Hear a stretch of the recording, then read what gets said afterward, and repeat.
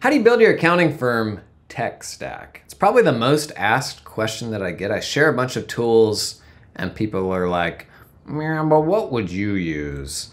And admittedly, what I say is, it depends, which is absolutely a cop-out. But also it does depend. So let's talk about it. There's so many apps these days, so many apps that do overlapping things. It's really high stakes. Like, oh my gosh, you don't want to make the wrong decision. Sometimes that can actually be paralyzing for years, where you end up on some dumpy app stack because you're just so afraid of making the wrong move. So we're going to talk about that today. I'll run you through my process, the best, the least imperfect way to go through this process and make this sort of decision in 2023.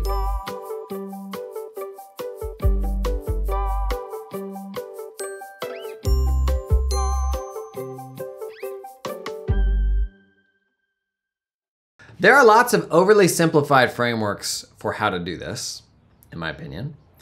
There are, like, the rate at which stuff's coming out now is faster than ever before. There's, like, at any given point in time is a snapshot of where all these apps sit, and many of them are developing so quickly that, like, almost as soon as you have done that research, it's out of date. So this is admittedly a really hard thing. I posted something on social the other day that I think kicked off a good discussion. So I said XPM, Arrow, Pixie, Liscio, Senta, Count, Mango, Carbon, Keeper, Copilot, Jetpack, Canopy, Firm360, Elephant, TaxDome, Client Hub, Financial Sense. If you run an accounting firm under 100 employees, I don't have any tech advice for you until you're using one of the above. Tech decisions start with your practice management system. No amount of bolting new tech to an old system will get you to where you need to go. People engaged, to say the least. It's interesting, and it's worth acknowledging just straight off the top. It is human nature to be very opinionated on the things that we are most vested in. Invested in? A practice management system, like the backbone of your firm, is something you've put a ton of time and effort and thought and money into. And it is only natural then that we are super, super opinionated on that just because we have sunk so much into it. So let's just acknowledge that straight off the top. That's how we're all gonna be when we've put years of work and thought and effort into these things. The result is just it's human nature to cling to that thing because, good golly, I hope I made the right decision, right? And that was what a lot of the comments were. But the whole process by which we go about this is so wrong and broken in so many ways. And the two most broken things I see happening are, if you are a tax practice, the default is to go by the project management system, whatever you want to call it, from your tax vendor. And I think that's pretty much always the wrong move. In fact, I can't think of any situation in which that is the right move if you have 100 or less employees. Now, right now, the current state of cloud practice management systems, you go beyond 100 employees, there are cloud PMs trying to get there and wanting to be there and raising money to support more mid-market firms, but that's hard. Right now, most of those products' sweet spot is under that. Doesn't mean it can't be done. Doesn't mean it's not worth setting up camp there, because they will continue to invest to make the product better for those types of firms. But the reality is, if you're going beyond 100, 200, 300 employees, that's a different need. Like, that product that your firm will sit on top of is fundamentally different than what we're going to talk about today. I'm talking about small firm, 100 employees and under. And the tools that the tax suites sell are not optimized for those firms. They may have their value in different applications. I'm just going to talk about firms 100 employees and under. These are largely legacy products, but you know how they sell you is they say, hey, we're going to cut you a great deal because we can bundle all of these things. And it's going to basically be, free for the next 3 years. And it integrates with your tax software. And let me tell you, gang, there are a lot of dead bodies, a lot of cars in the ditch on the promise of integrations. There is no amount of integrations that make up for something simply being an inferior product. Now, there are certain integrations that are like water that you need to survive. Your QuickBooks integrating with your Bill.com. Yes, please. Bank feeds, technically an integration. But your tax software doing this half-baked integration with some other system that still is going to be a crappy integration because it's like, oh great, we can sync client info from one system to another. Spoiler alert, their practice management system will not then sync with any of the other apps that you use. Also, client info is fundamentally a hard thing to sync because it lives in so many different places. Great, it may push it to that person's 1040. Is it gonna push it to K1s? Is it gonna push it to all these other places? Like, no. So there's still gonna be a lot of work to do in moving that client info around. But integrations, 95% of the time, are a trap. And the whole premise of the cloud ecosystem and building this stack of apps that could all talk to each other, yes, great, and really nice when it works, but like to pull the old curtain back on that hypothetical kind of la la land, perfect, all your stuff talks to each other. The reality behind the scenes there is native integrations are big business. There is money that changes hands. There are people who, like it is very much a quid pro quo. We'll build this native integration for this company, but not for that company. It's not this meritocracy where everybody's doing their best to make all of their apps integrate with all these other things. And nobody knows better than accountants that not all integrations are made equal. So staking a decision on an integration is a bad move, bro. Just don't do it. Fundamentally, the place to start is what app is going to be the core, the backbone of your firm. And it's going to depend on a few things, from what type of work you're doing. Is it a tax-centric firm? Is it a bookkeeping-centric firm? And usually, but not always, usually that core app will be a practice management system, but there are some exceptions. One exception right now is Keeper. So Keeper is like a month-end close app. You've got people building firms around Keeper because they think it is such a boon to their productivity when it comes to doing monthly like client closes that they want to start there. But Keeper has like a client-facing portal. Like it is one of a growing number of apps that kind of straddle a bunch of different categories. So I don't think it's actually enough anymore to just say, start with your practice management system. I think of it almost more as like a draft. Like what is going to be the most impactful app? And there's certain things that it ought to do, like, you know, coordinate your workflow and all that stuff across the team, the client experience. But I wouldn't go as far as to say that 100% of the time it's gonna look and feel like a practice management system. Listio is another example where that's just like a client communication layer. But in terms of where to start, I think of it more in terms of almost like not necessarily a specific category of app, but when you throw all those things into a big old mixing pot, what is the one app that is going to be most impactful in your client experience and your ability to get the work done? And the answer is going to be different there depending on whether you are, you know, a solo practitioner and you never plan to build a team. Like your needs for a product are very different than someone who wants to scale to a big team. This episode is sponsored in part by Xero because Xero's Roadshow is coming your way, buddy. July 27th in Austin, August 3rd in Atlanta, but August 17th, Los Angeles in California at Valentine DTLA. Hang on, Googling. Oh, that is nice. Okay, if you've ever been to a Xero party at a conference or anything like that, you know these folks know how to put on a real nice event. How's 6 hours of CPE sound? How's hanging with a bunch of other forward-looking accounting practice runners sound? You're even gonna have some people there from like the app ecosystem. You know, the people that make the fun little tools you use. I've done some roadshows before, pretty solid. I'll put a link in the show notes to register if you're in the Los Angeles area, or if you're anywhere by an airport, because there's an airport in Los Angeles. Get on down to the Valentine DTL. That must be downtown LA, huh? August 17th, get some CPE and have some fun. This episode is sponsored in part by the fine folks at Cloud Accountant Staffing. Do you hire accountants? Bless your little heart. Not the best part of the job, in my opinion. Not something I ever enjoyed. Well, listen, you can build your accounting dream team with talented offshore accountants in the Philippines that work 100% full-time for your firm. Their accountants aren't freelancing or contracting for multiple firms.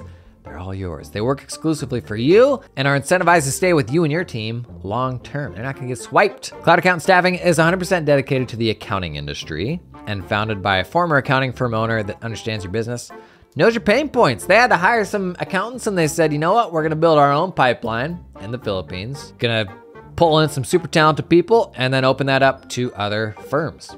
Basically, that's the story. We've been talking a lot about staffing, building more resilient staffing pipelines for your firms. I had staff in the Philippines, totally red-pilled me to oh geez, we need to globalize the way that we get our work done. Check these folks out. Link in the show description, cloudaccountantstaffing.com. Now, what I see happening very frequently is you have this core system that does not do what you need, and you have people trying to bolt a whole bunch of different things onto it.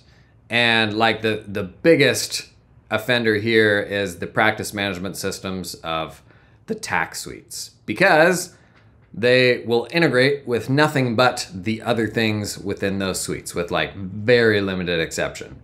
And so you're on system A and you're like, well, my only other options are those that are within this ecosystem for this company. And so you go out and you pick up that product and that product, when what you're actually doing is doubling down on an ecosystem that is fundamentally inferior to if you then go outside of that space. And that's why I tell people, only ever buy tax software from your tax vendor. Do not buy anything else. And I'm completely open to my mind being changed on this. And I'll be honest, I never do this. I never write off products and categories and say absolutely don't do this.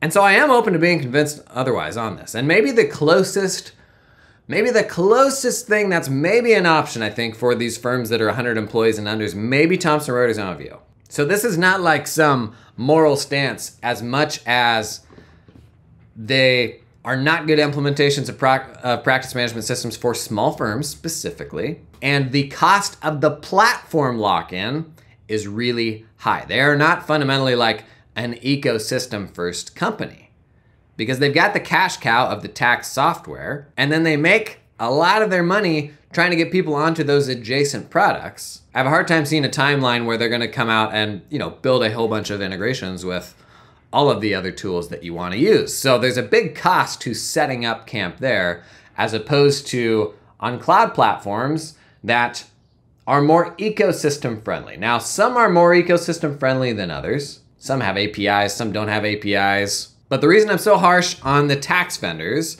is they're usually the opposite end of the spectrum. They are not ecosystem friendly.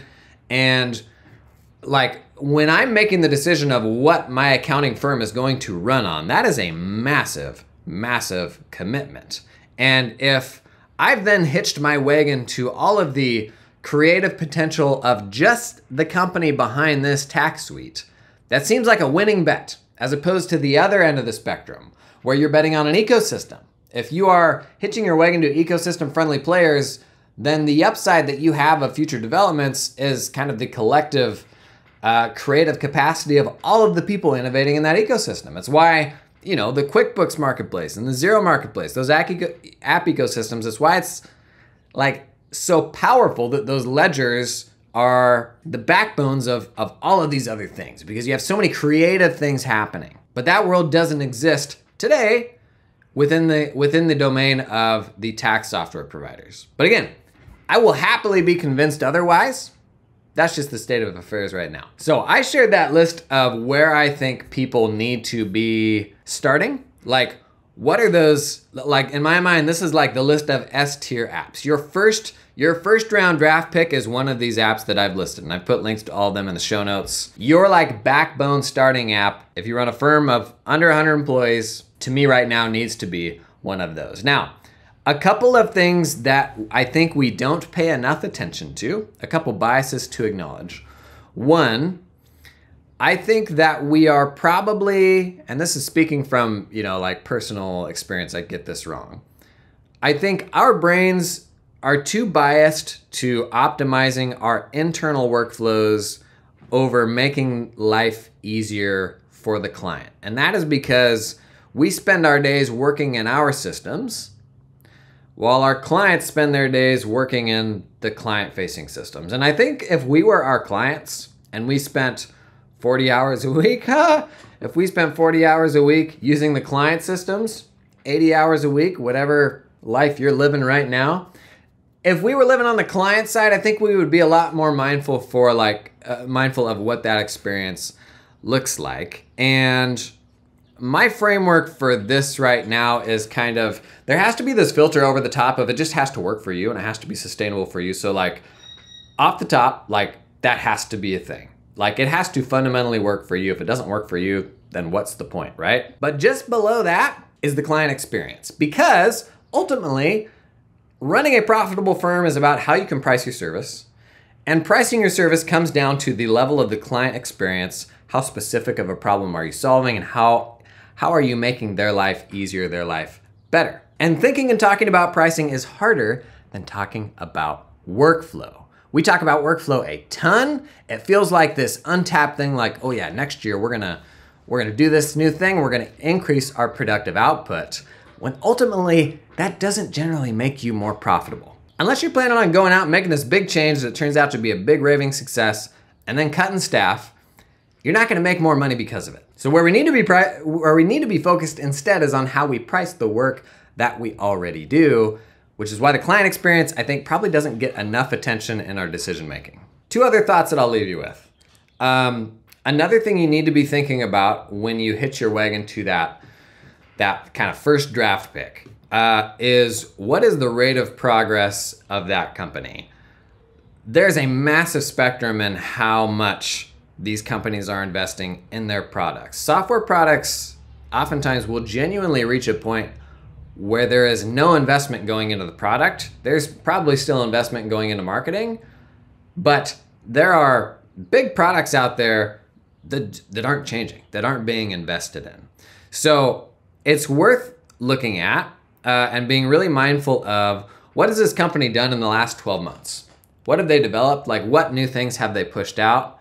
Give me a peek into the roadmap of the next 6 months. The rate at which these companies progress, honestly, is like almost every bit as important as what those apps will do today. Because ultimately you're hitching your wagon, hopefully, to this company for the long term.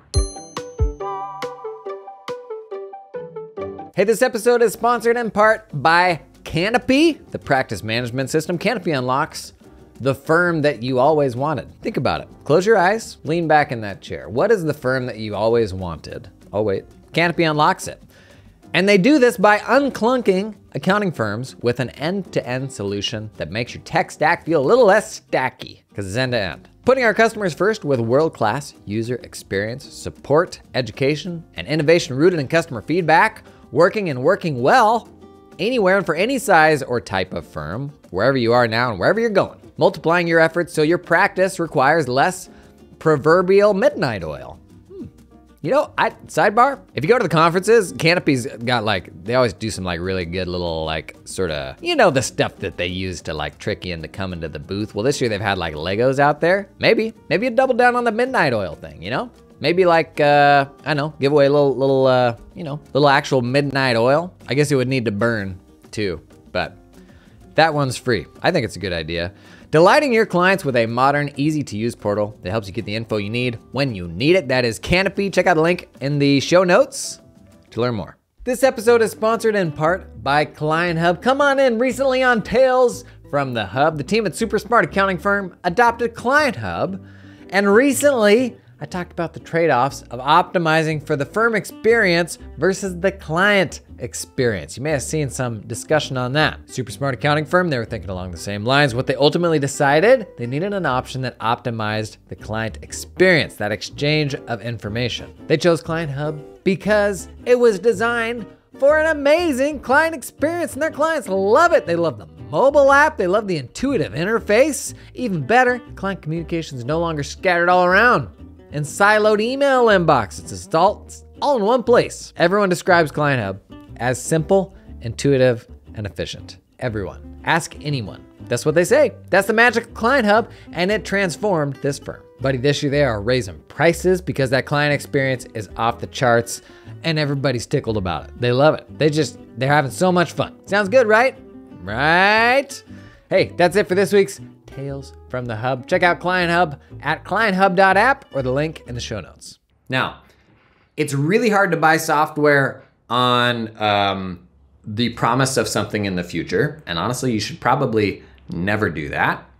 It is still good to know what do they have planned, what's in the works, because you can actually tell a lot from a company about what their roadmap looks like.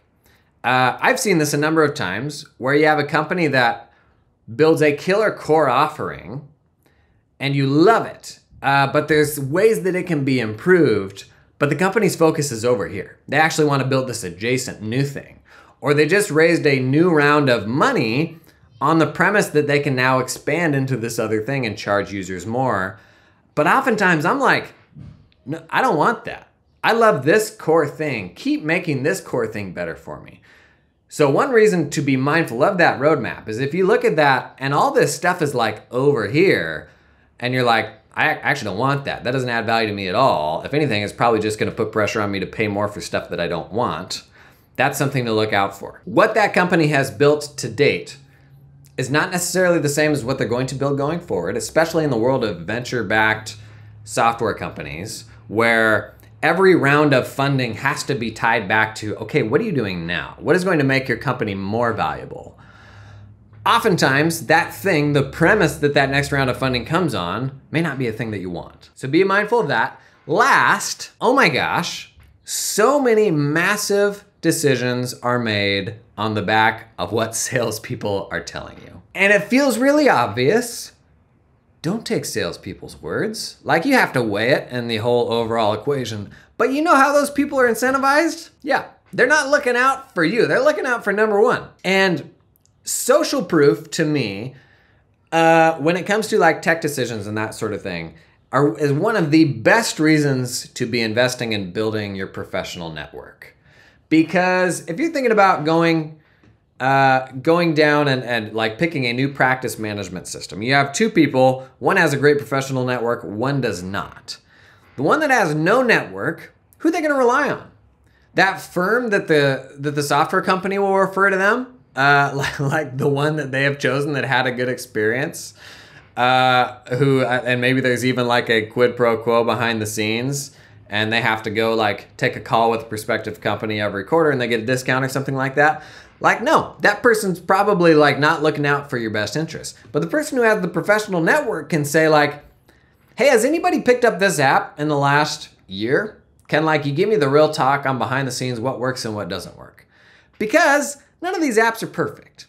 And we all run, like one thing I've learned the more accounting firm runners I've talked to, we actually run things very differently, much more differently than I assumed, because ultimately when you run a firm, you have tunnel vision for just what you do and the paradigms that kind of your team is working within. You'd be shocked how differently people will do the same thing. And so like the tools will not support all those different workflows the same way.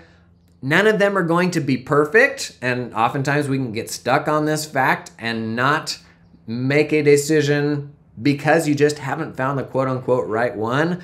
Meanwhile, you're still living on the wrong one. But if you have a network of people who can give you the real talk on like, hey, how did onboarding go? Like, what about this thing I'm stuck on? And like, I can't quite get my head around how to do this. That is so gold, because there's no more real world like experience. Like, there's nobody better suited to speak into whether this is going to be the right decision for you than someone who does what you do.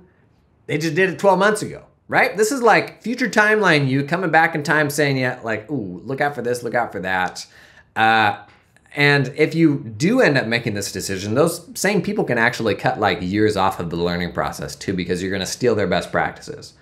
It doesn't mean you don't still go and talk to the product people to say, what's the best way to navigate this and that?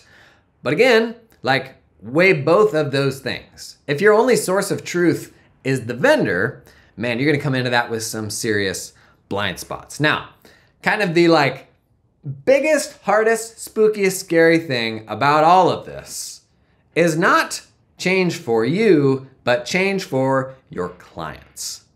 Practice management systems, once you have trained your client base on how to work with them, are incredibly sticky. Like, I cannot think of, maybe tax software tax software is probably like the stickiest software imaginable because it just requires relearning so much muscle memory to go to a different one.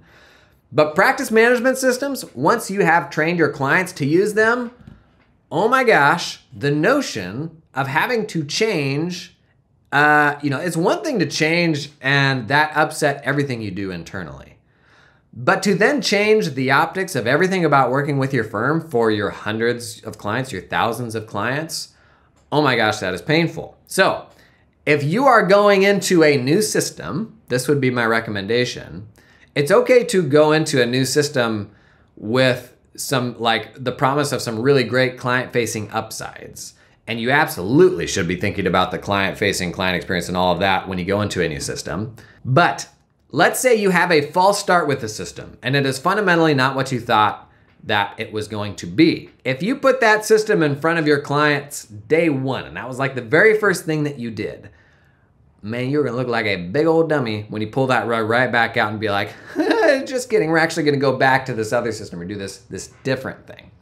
So all of that is to say, I think the most sticky thing in this whole sort of decision-making framework is, what are your clients going to use? That, honestly, to me, it feels higher stakes than what is my internal team going to use. Because I don't want to retrain them on a new thing. The optics of it are really bad. It's like you don't know what you're doing. It's honestly like, this is why, honestly, companies like Liscio exist, where they are purely a client interaction layer, because the notion of being able to have a client interaction layer that never changes, but then still gives me the flexibility to change whatever I want behind the scenes, that's really appealing, right? Now there's, like, in a perfect world, you would just have one app that did absolutely everything, right? But is that realistic? So think about, as you go to a different practice management system, there are so many parts of that process, from project management to billing to like client, like CRM stuff. Be mindful of how quick you are to force that new client experience on your clients. Because if you end up like changing directions, that's no fun. It's no fun internally, but it is doubly no fun when you gotta like pull the rug out from under your clients and go to a totally different system in the ways that they interact with you. That's probably the scariest part of the whole system discussion to me. I get really excited about changing internal stuff. And I think that can be that stuff can happen faster, and it's easier to do testing with that internal stuff. And it's why, like, honestly, the internal stuff is just more fun. Like, we can geek out, we're technical people. The scarier, stickier, the stuff that feels higher stakes is those client touch points. Now, that is not a reason to not have client touch points in your software, as we've talked about. Using this system to manage requests is, I still think, the single greatest productivity unlock that firms aren't leaning into. We're spending a huge amount of our time requesting information from clients and then re-requesting information, then going back and being like, did they ever get me this and that? And then figuring out that list again and then re-requesting it. If you're a tax firm and you're not doing like request lists up front, I would venture to guess your team's burning 25% of their time in tax season doing this. That is a functionality that is so core, so important, that it needs to be really front of mind when you're building this new tech stack. Just don't get it wrong, right? Because changing the client experience that's no fun. Was that helpful?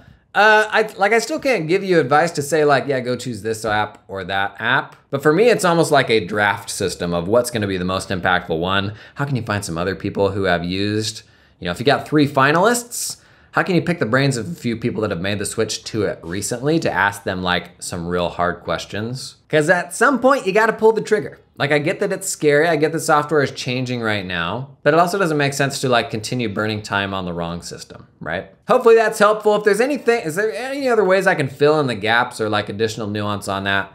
Check those questions in below. We'll hit them in a Q&A, and good luck.